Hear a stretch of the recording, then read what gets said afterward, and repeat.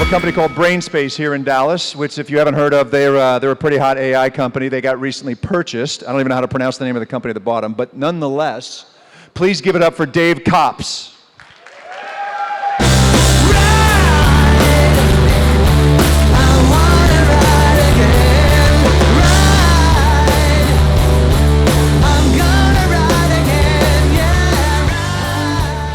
Okay, Dave's going to be fighting Raju Kattumenu, and Raju is the CEO and founder of a company called Oculus 360, not the Facebook VR company, but these guys were spun, I believe they were ex-Frito-Lay folks using AI on consumer data. So please give it up for Raju.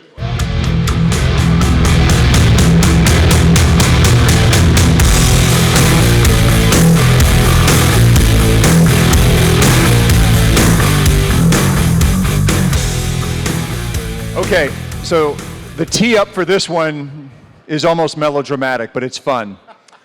Will the recent evolution of AI create new possibilities or threaten our very existence? All right, 45 seconds. Dave, you're first. So we're going down the path of AI. It's inevitable. The question is, how are we going to go down the path? Are we going to go down the path fearing innovation? No!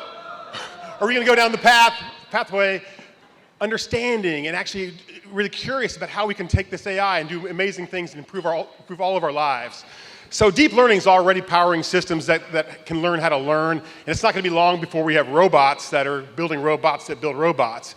But the real story here, it's not like iRobot. The real story is we're going to be eliminating hunger. We're going to be getting rid of poverty. We're going to be reinventing a very broken education system by using this very powerful technology. Come on, baby. Think about medicine, right? We'll be blowing into a tricorder and you'll automatically be diagnosed, and the company will actually communicate with your insurance company and they'll send you your drugs to your home. What about an autonomous RV? And time. Oh! Raju, 45 seconds.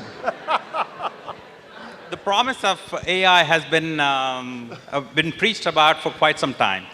It's almost 30 years since the early notions of AI came about, but it's only of late that they're actually having any impact.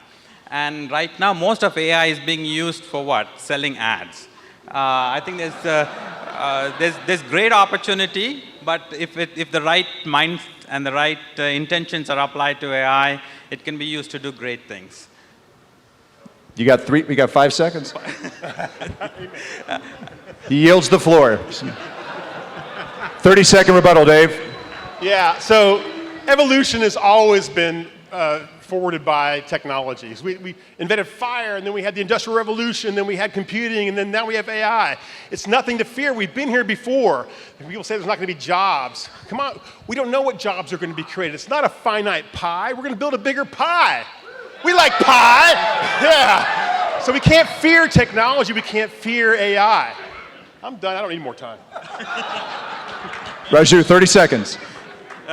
Yeah, absolutely. I think the main premise here is that AI, while it hasn't delivered today, it has great potential to deliver in the future. That's definitely something that I concur with Dave.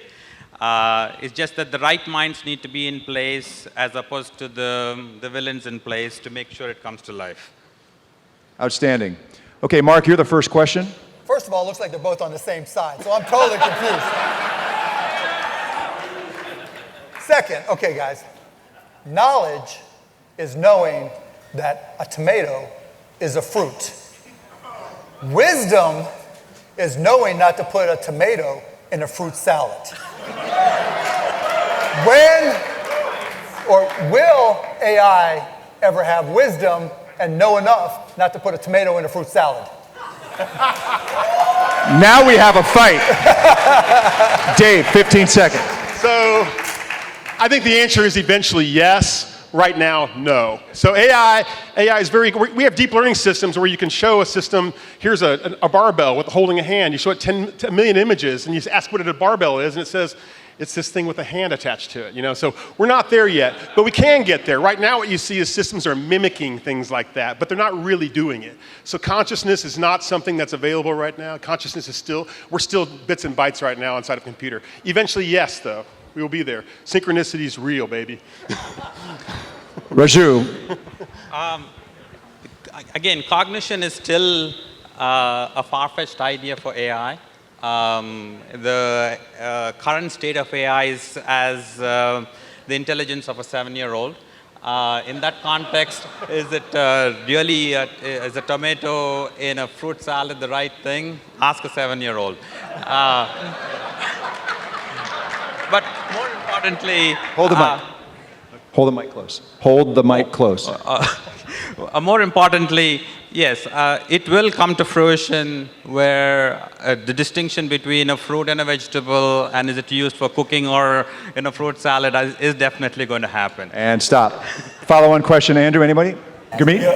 So quick question on how do you prevent bias from happening because of the models? Because I tell you regulators are they're going to be looking at, are you picking the red tomato or the yellow tomato? And how do you sort of make sure the models don't create that bias? Dave, 15 seconds. Yeah, so that's a really good question, because even with cars right now, AI is only learns what you give it, right? So it is inherently racist right now in our studies. It's inherently immoral right now. So really it's about the data. How do we get enough data into the system where we can iron out those inefficiencies there? It will happen though. I think what we're seeing now is there's a sea of data, right? Big data is everywhere. There's more data than we could ever possibly imagine. Now we're getting to a point where systems can learn from that data and actually surface patterns and understanding on a collective level. We can look at patterns inside all data and see things way before a person could ever see it. And stop. Gurmeet, Raju. AI fundamentally is driven by a learning algorithm. So if you're trying to prevent bias creeping into your model, you have to make it learn from the right learning sets. So the learning sets are very, very key for a platform to understand if it's biased or not. More recently, there was a good article about AI learning from images that were, I think, trying to teach it to be silly when it had learned to become, biased towards what's the word I'm looking for? I don't know, but you don't have time for that word. And that is our fight.